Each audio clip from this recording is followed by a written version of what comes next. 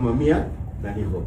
Sasa nadhani tukijibu hilo sasa itakuwa ni mapema mno, kwa sababu baada ya hapo ndo tutaenda kutengeneza hiyo sharing agreement na itaonyesha mapendekezo ya BMT yameonekana, na hapo mapendekezo mengine yametoka katika vyombo na taasisi nyingine tofauti. Hata sisi wanachama wa Simba nao vile vile tulikuwa na mapendekezo yetu.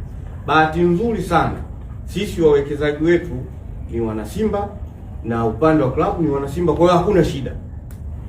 Hilo kwangu mimi naona ni mapema sana kuweza kulizungumzia, kwa sababu tutakwenda mbele ya makubaliano ambayo tutakuja kuyafikia.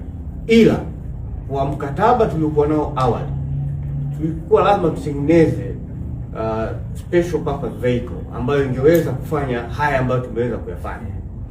Waandishi ambao ndio mnawataarifu umma, hamjawahi kuzungumzia kwenye transformation hii ambayo Simba iliingia na mwekezaji kwa kipindi cha kutokea mwaka 2017 mpaka 2025, kutoka kwenye timu ambayo ilikuwa unranked mpaka kuja kuwa ranked namba 5.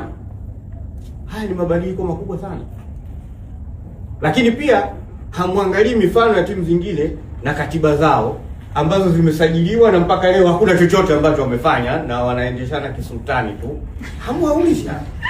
Sasa sisi tunachoweza kuahidi kwamba tutatoa mashirikiano ya kutosha kwa umma kuelewa sasa hivi mwenyekiti wa bodi atakuwa ni nani na anatokaje. Wala usizungumzie habari ya jina langu. Mimi ni binadamu, naweza nikafa leo, anaweza akaja mtu mwingine, akaja mtu mwingine na mtu mwingine.